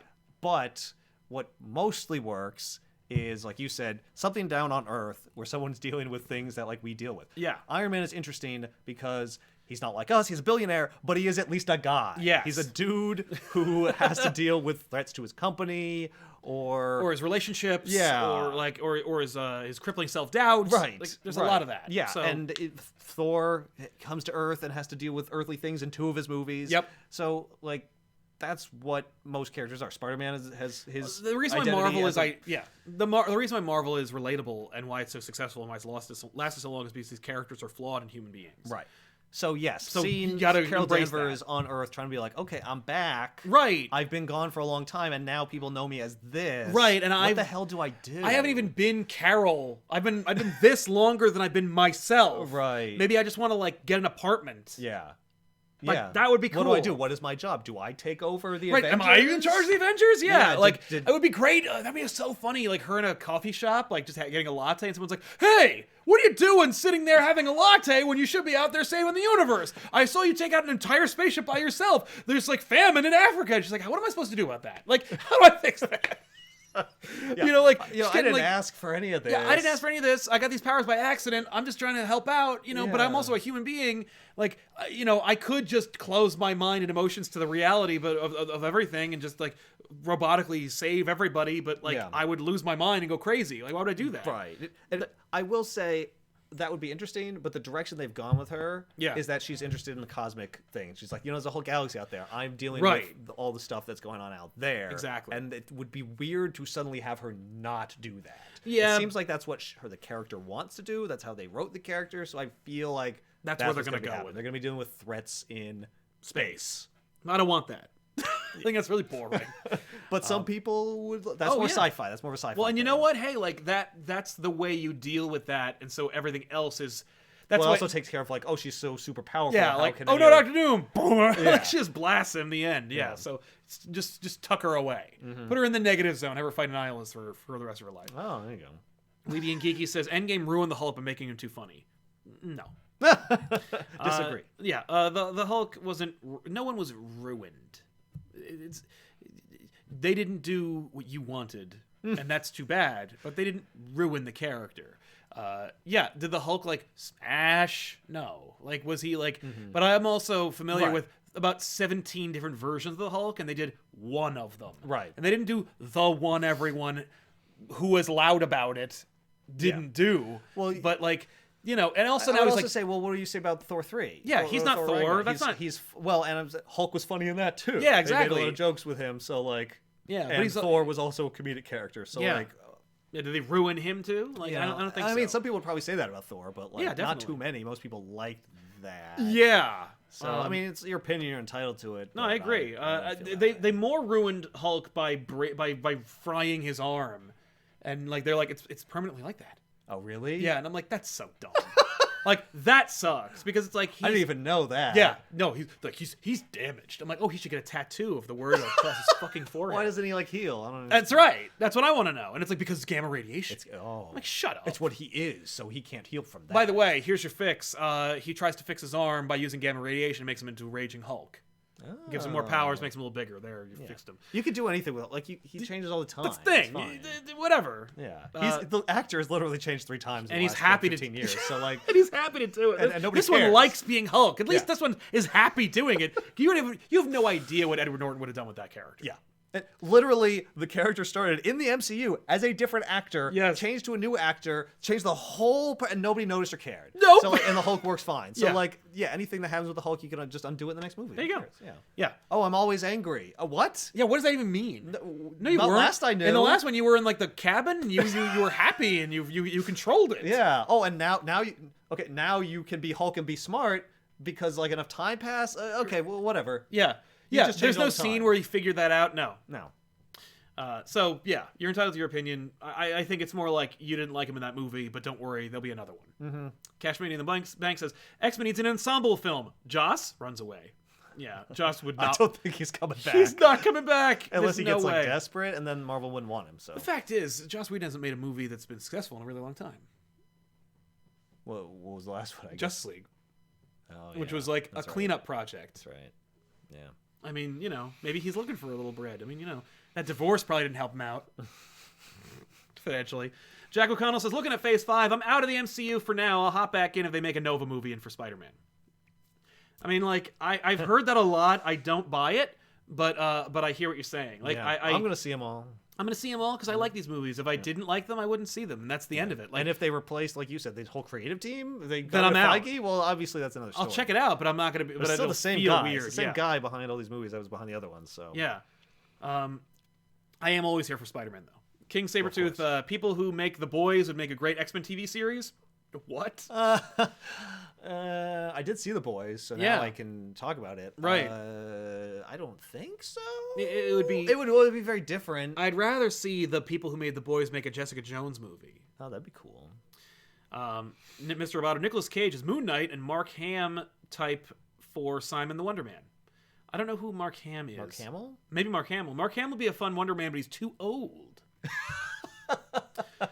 Nicolas Cage also too old. So old. Yeah, too old. Yeah, are too you, old. Are you thinking that it's like 1995? Yeah, because like then, sure. Yeah, but no, they're too old. He was too old to be They're Ghost too Rider. old. Too old to be in these franchises. But I will say, Mark Hamill should be Doc Ock in the next Spider-Man movie. I would love to see him play. Old people can be bad guys. Yes. Well, because he's got the arms. His body can be like frail and It's crappy. not. I mean, he looks okay. It's just like but he could pull off a really fun Doc Ock. Mark Hamill punching Spider-Man or anyone is ridiculous. But if he's got big arms doing the punching, now I buy it. That's right. Yeah. Plus, he really ham it up. Yep. It's in the name. Silver Cricket says, Captain Marvel 2 in the absence... No, wait. Did we skip one? Yes, we skipped one. We Being Geeky says, who's the bigger name, Amadeus Cho or Shang-Chi? Do you think Disney would make Champions Amadeus Cho? Might exist because his mom was in Age of Ultron. His mom was in Age of Ultron. She was there because they really wanted to push like they made a special cut of Age of Ultron just for the Chinese audiences where her character's a lot bigger. Oh. It's really weird. Amadeus Cho would be cool. Who's bigger? Probably Amadeus Cho, just because like he's had more books lately than Shang-Chi. But I think it makes things less confusing if you just do not other Hulk. Like, you can't do other Hulk. Or Shang-Chi, I think, we'll see. I don't know. I feel like Shang-Chi has more staying power. Silver Cricket says, Captain Marvel 2, in the absence of Iron Man, the U.S. government wants to tote her as a hero for a generation, and she has no charisma, and that's the joke. All right. A lot of people feel that way. I could... I could see them actually doing that in a like not disrespectful way, right? Being like, what do you want? But because she's kind of like above that all, because she did save the world and also was out like helping the whole galaxy. So I could see her seeing that as like a I like the idea of playing with both ideas, where she's like, okay, like I'm not really a tool of like a government, because I'm worried about entire planets. So it's kind of like petty and weird, but like I understand that like there is value in like a new Avengers kind of thing, or whatever it is you want to do with like these heroes, right? So I'll help you out, and like playing with the whole like about image and stuff like that. Do you have an Instagram? Like and she's just like disinterested, because like she would be, right? I like that. I could see that could work. Yeah, Mr. Supertastic, Ethan. That's a great surprise. Thanks. Yeah, I'm glad you're happy. I am too. He's fun.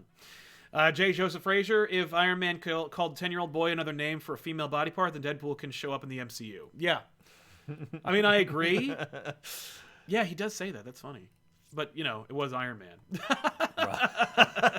I mean, Deadpool is pretty big. So, they could probably get away with it. Before we get back into the super chat, just want to like wrap up our conversation because we've been going too long. Yes. The TV series, they're again like we're gonna see what they do, but I think the TV series has less to do with Marvel's phase and more to do with like Disney Plus being like, you need to make something that people are gonna watch us for. Yeah. There's definitely competing objectives there, or different objectives. Yeah. Where Disney Plus has to work. Yes. Like it 100% has to work. It's Disney's like freaking. It's the biggest thing they've made. Like it's the biggest like money sink for them.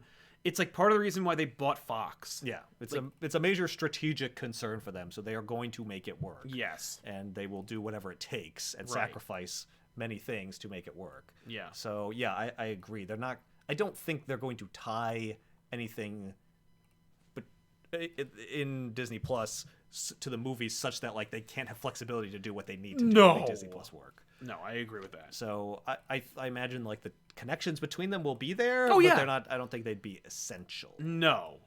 What you don't want if you're Disney Plus or Disney is for someone to say like, I'm not gonna watch those shows on Disney Plus because like I don't watch all the movies and I don't know how to. And I don't want to be like left out. Right. Like you want people to be able to watch any of those shows and be like, oh, this is cool without having seen anything. Before. Right. No, I agree with that.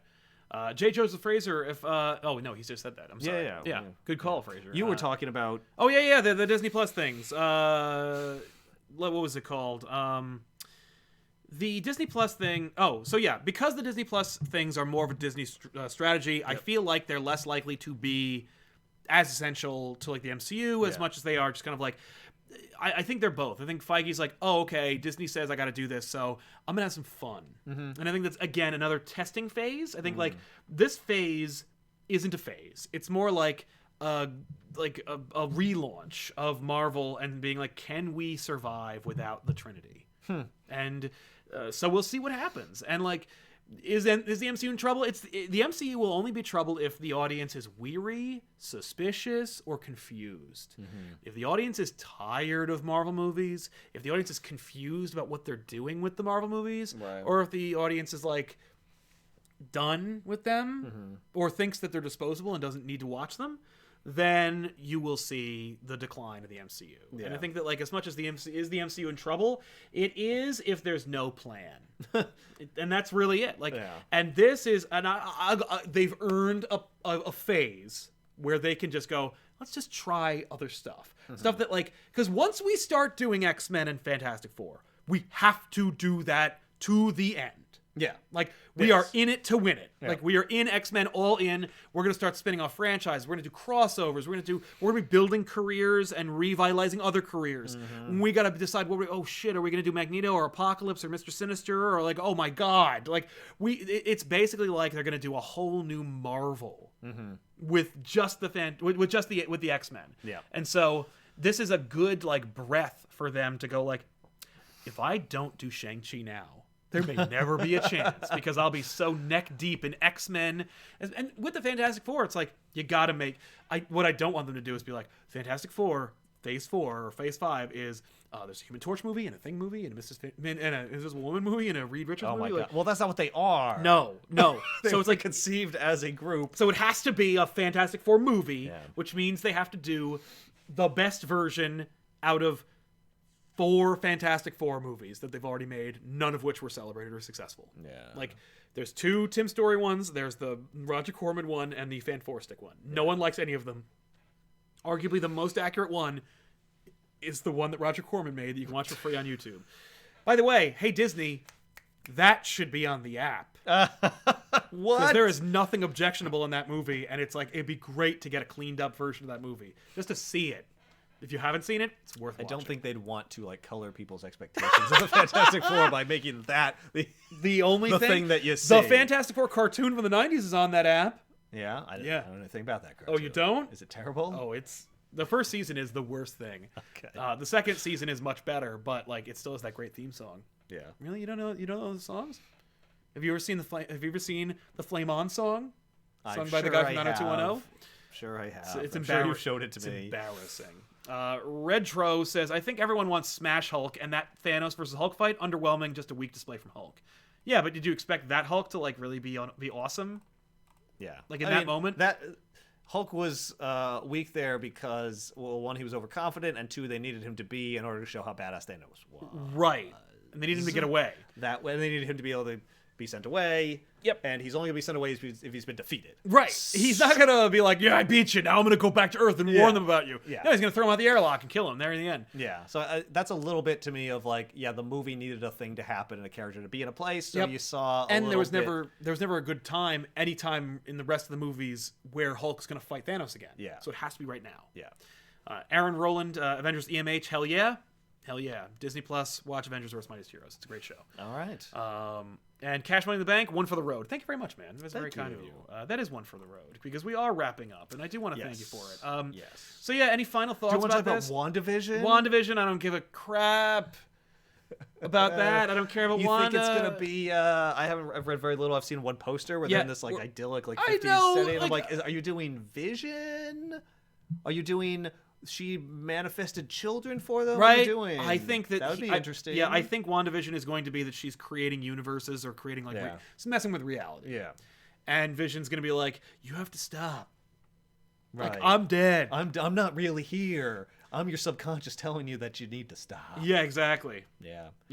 Is Vision dead? Is Vision gone forever? I don't know. Paul Bettany's in the show, so no. Well, I mean, like, but he could be a construct of her imagination. I agree, and I think that that's probably what she'll be. But it's like, just put him in then. I mean, look, you already made Vision. It's not gonna be this weird thing where it's like Vision's dead. We made Vision for 2 movies and he's dead. Well, how would they bring him back? He's back. Like, how much did friggin' Shuri do? Right. Probably enough. Yeah, she got. You know, you get White Vision, who's like, I don't remember you. Yeah. Oh, that'd be cool. Yeah. They did that in the Vision book. Yep. Great stuff. I mean, like, they referenced it in the Vision book. In any case, WandaVision, meh.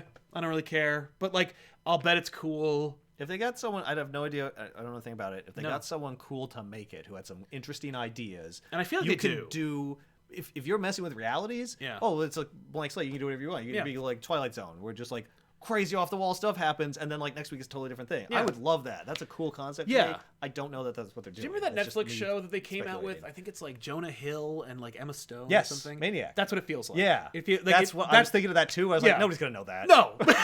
No, I was literally thinking like, oh, is it gonna be like that? Where like each episode they're in a different reality. Yeah. She's like, is this one working? And he's like, you gotta stop. I'm still a friggin' robot, and you're still messing with reality. Mm-hmm. Like, yeah, I think that's why they're calling it WandaVision. Yeah. It's a horrible title, but I'm sure it'll be. Bad. Well, it's like nobody who you're trying to target with that is going to know what you're referencing. Like, WandaVision, what?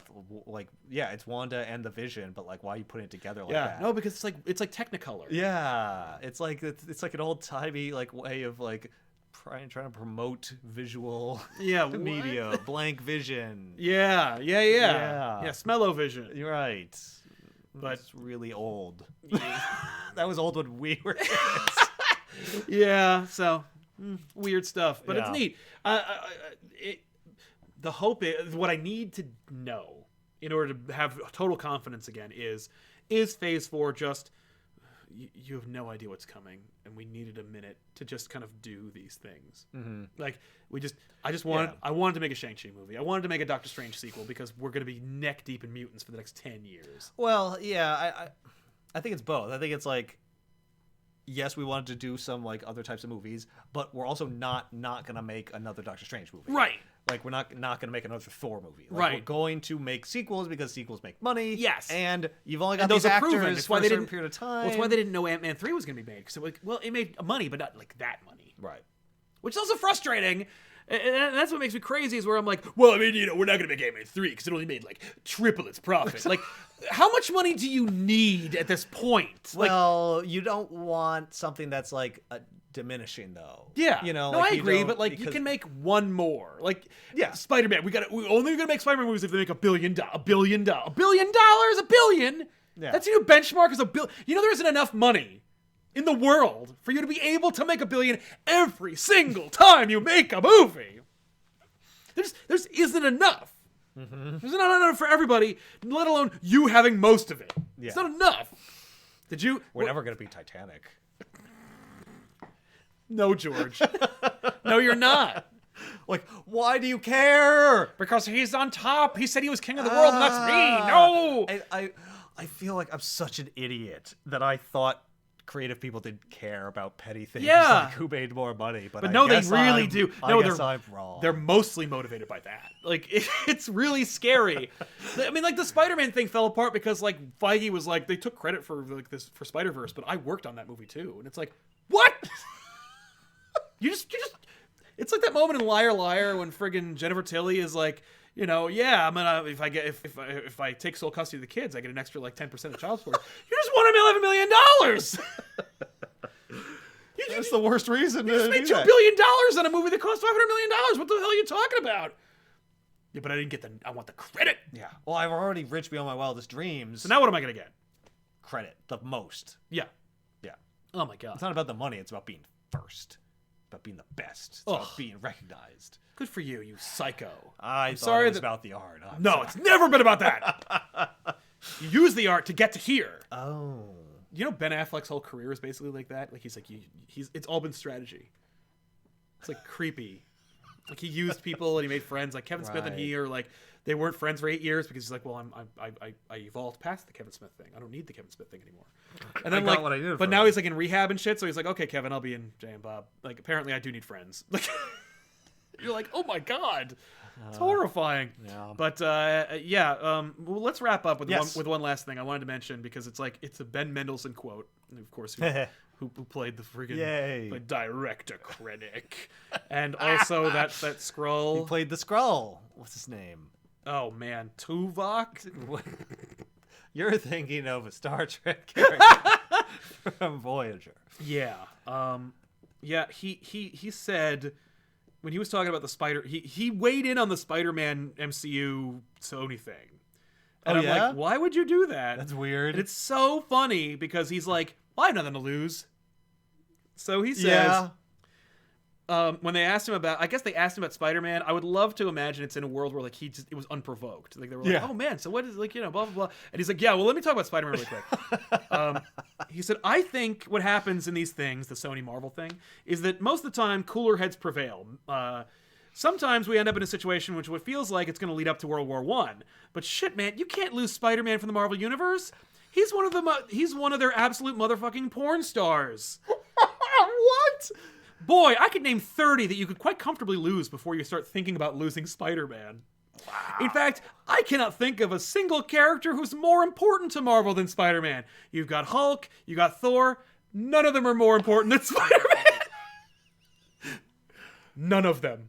Wow. Like, holy crap! I mean, like, and you know, it's funny. It's like when Reach for Comments, Sal said, "Yeah, he's not wrong. I guess he's a fan of comics or something. I guess he freaking knows." I mean, like, and I'm like, that's amazing. I'm like, Ben, I can't argue with you, man. I know that like everyone else is like, screw you. By the way, James, yes, that was a Wag the Dog reference that I was making when I said I want the credit. He dies. They assassinate him because he's like, I want the credit.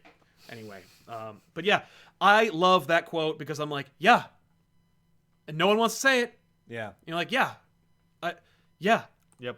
And you know what? That's like, amazing. I remember I said this on one of our podcasts where I was like, my interest in the MCU begins and ends with Spider-Man. Mm-hmm. Like, I was like, oh man, Iron Man, this is awesome. I love Iron Man. It's so great. I hope Spider-Man gets to show up in the next one. Like, it always comes back to it always does. I'm like, oh my God, we're great. And then they're like, oh man, Civil War. Yeah. I'm like, I was kind of getting tired, but Spider-Man, yay. And like, yeah, he's back and he's great. And he's just awesome. And then they made a movie and he's even better. And I'm like, yeah, this is great. And then they're like, oh, I'm thinking he's out. I'm like, oh, me too. Like, like because Spider-Man, you had a good run, MCU. Well, okay, that was fun. I'm glad you're enjoying it. But like I said, my interest begins and ends with Spider-Man. People were like, you are a liar, and I'm like, no, I'm not. I'm really a Spider-Man fan. Like, my first love of Marvel was Spider-Man. Yeah, but I learned about Spider-Man was gonna be in the MCU movies. Those were good. I was into them. Yeah, I dug them. I had fun. I really enjoyed them. Yeah. But you really always wanted Spider-Man in. Every single time, every single one I saw, I'm like, it'd be great.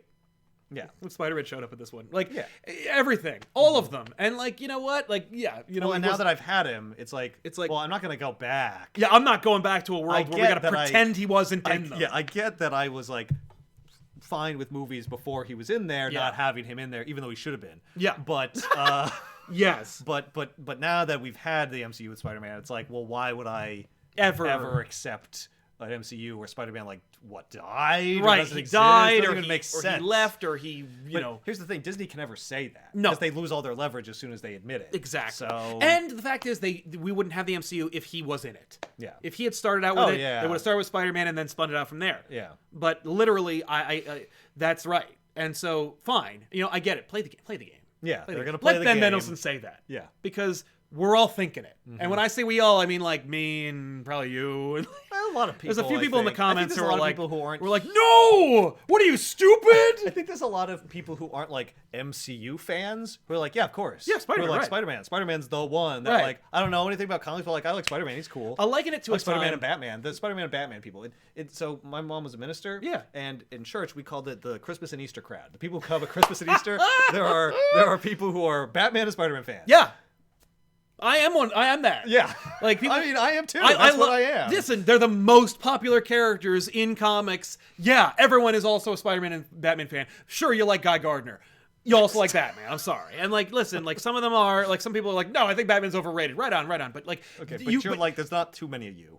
Well, and also like, yeah, but you do like Batman though. You just don't like that he's oversaturated. Right. Like there are a few Batman things you don't like about how it's being used right now or whatever. And there are some people like I know Rob from Comics Explained. He could not care less about Spider-Man. Okay. Like because he's a cosmic guy. He's like, I'd rather read an Ego the Living Planet comic book than a Spider-Man book. And it's like because he's just a regular guy. He can't get laid. He's swinging around. Like who cares? And I'm like, right on, Rob. I hear what you're saying, but like that's very different. That's not where they're making their money. They're not making Marvel and Disney are not making like billions of dollars off folks like you. No, by doing those stories. No, it's right. Sorry. But I love But so fix it. Just fix it. Just get whatever. I don't care. Yeah, whatever you got to do. Yeah, whatever you got to just make more. Just make more. Put them in there. Don't lose it. Mm-hmm. And it would suck. What my concern was. Because I thought they were playing a game the whole time. Yeah. And I thought when people were like, "Oh, Spider-Man's out forever," I'm like, "No, he's not." Yeah. No, he's not. I bought it hook, line, and sinker. I was like, really? Yeah. Yep. Oh, because they were supposed to make another one. Well, what the danger is that like it. I was 100% sure it was a strategy. Okay. And that they were still open to bringing it back. But I was like, but they could mess it up if everyone just gets mad and doesn't make a deal. Like it might never come to. They'll never come to. Yeah, exactly. And that's always a threat when you have the people walk away from the table. It doesn't mean that. Well, it's like when you're negotiating your cable bill and you're like, I'm gonna walk away right now. They could literally be like, okay, I just canceled your service. Like, no, you got to walk that line until you get to customer retention. You can't just ask for customer retention. You got to say you're canceling, and you'd be like, are you sure? Yes, I'm sure. Okay, here's the secret deal. Like you gotta be willing to cut that cord. Yeah. And that's them. And when you miss or you underestimate or don't correctly evaluate the other person's breaking point, or what they're willing to do, right? Both sides can miscalculate and step away from something where they really would have been better off if they had just been regular people. If they'd just been like, we're doing so well, and it's just so frustrating when it's like, we're doing so well and we're making money hand over fist. Why don't we just keep things going? Why do we always have to do this thing where we gotta look, we gotta play the strategy? I'm the friggin' executive who threatened to kick Spider-Man. Like, no one's talking about that. No one's going to the monkey bar being like, oh, so-and-so, he almost risked everything, and he got about 2% more. Well, like, you know, in the business world, you got a lot of egos, and you got people who are looking to make a name for themselves by doing something big. And I will say that, like, I don't see too many examples of people who got a good reputation in the corporate world by working with a competitor really well. Right. You know, like it's not something you're gonna. It's not done. You're not gonna know. The board is not gonna be like, oh wow, you managed to split money with another company. Great job. Right, but that's like, free money. That's like, money that came from nothing. There wouldn't be as much money. I spun gold from silk. Yeah, but they are a competitor, right? I feel like we should just be like building our own brand. Right, like but Ant-Man built $1 billion and he's basically Spider-Man, right? I mean, come on, like. Yeah, you're dealing with people who are stupid, right? And that's who you're trying to impress to get more money in your job. So like, these things that seem like no-brainers when it gets into like corporate shenanigans can fall apart. That's the thing. I'm glad it didn't. I'm so glad it didn't. At least for one more. Yeah. And I'm like, one more asterisk. And another contract. Like, and then we'll go through it all again after. And we'll do this all again. What they should do is in the interim while they're developing and having a great time, they should also be like, okay, so who's going to be the bad guy? Who's going to say what? And who's going to say like? What would draft up the tweets now? You know, like, oh, we're really happy that Sony got a chance to do this. I would hope that they're doing the theater. That they're doing that. Yeah, that would be like, oh, thank God. Yeah, like, because then it means it's all part of the plan. Yeah, and it's always going to be there. We're always going to have Spider-Man. Exactly. That would be fine. I'd be happy with that. Yeah, and like to find out. Some people be like, oh, that's a betrayal. They're lying to us. Like, they're doing that all the time anyway. What but are they do? Sometimes we don't get what we want, and they still do that. Like, yeah. Would you rather we didn't have Spider-Man? Right. And you don't have these shenanigans? Yeah. Because there's no chance of having Spider-Man? Right. Nobody wants that. Nobody wants that. So I'll put up with it. I'll deal with it. Yeah, fine. And every announcement, I'll be like, yeah, I'll believe it when I see it. Every announcement is good. I'll believe it. That's how I felt with those awful Sony fucking spin-offs where I'm like, I'm not going to see Morbius. What are you kidding me? Like, I'll believe they're making a Morbius movie when I see Jared Leto in fangs. And he is. Like, they filmed it. It's done. Yeah. It's in the can. But, like, that Silver and Black movie, eat it. No friggin' way. But anyway, well, thank you so much for hanging out with us and watching or listening to this episode. We'll see you guys next time. Don't forget to like this video, subscribe to our channel. We just had to declare that we're not a child channel. YouTube is all on fire. Really? Yeah, they were like, because we swear? No. It's a thing where it's like there's this law that was passed about 20 years ago or whatever, but like they're using it now, and they're talking about how like if you're a channel that like appeals to children or says it's a child like channel, then you have to declare you are, because otherwise like you know your ads will be different and stuff like that. It's very weird and complicated. It sounded like it was the apocalypse, but it turns out actually us declaring that we're not a child channel will actually help us out a lot more, because we will not be filtered over to like the YouTube Kids thing. We won't be found our ads will be more appropriate for you guys, and our recommended videos will also be along those people as well. I see. When I saw a lot of other like colleagues doing the same thing, I was like, okay, I think we're all good. So really what it sounded like was that we were going to lose our like revenue by like 90%. And I was like, oh cool, so we'll be shooting the show in my living room again. Like but no, it seems like it's all pretty much in service. It sounds like it's a secret way of just killing all those horrible like family channels, like and mommy bloggers and stuff like that. And I'm like, okay, cool, yeah, like do that, but like we'll see. I see. Like if you're a child channel, you're only going to be that for the, and so there's only so much people watching on that, so it's going to filter out a lot. Exactly. Well, and if you don't, if you declare yourself like for children and you're not, then you're an FCC violation and you are going to be charged. And I heard a rumor of like $40,000 per violation. Okay. To destroy you. Right. So it's really only for people who are like, this is what we do. Yes. We are just for children. I think, and I hope it's really meant to destroy those like Elsa CG Spider-Man like creepy sex videos that they have. Oh, yeah, I can see that. Zanetrix says YouTube wants me to toss free money, best to throw it to you. Well, thank you very much. Yeah, that's right. If you get like extra stuff, I think like you can get like Google Books or something like that. Oh. But it's real money. Oh. So thank you very much. Cool. Man. That's very kind of you to share it with us. But yeah, so we're doing okay. Like it looked like it was a scary thing. I think we're okay. Listen, if you all like gaming and you like Tiffany, twitch.tv/ComicPOP right now, go over there and watch Tiffany play video games because it's a lot of fun. Also, if this all falls apart, that's where we're going.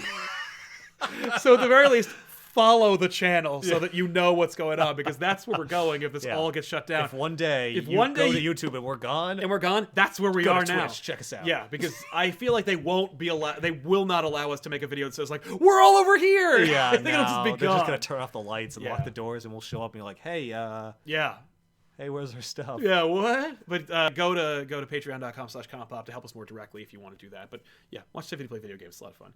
In the meantime, thanks a lot for hanging out with us. We'll see you guys next time. Ethan, thank you so much for joining me yet again. Thanks for having me. Hopefully we'll schedule another one, and we'll go from there. But cool. yeah, thanks a lot, everybody. So long. Bye. That's quite the bye.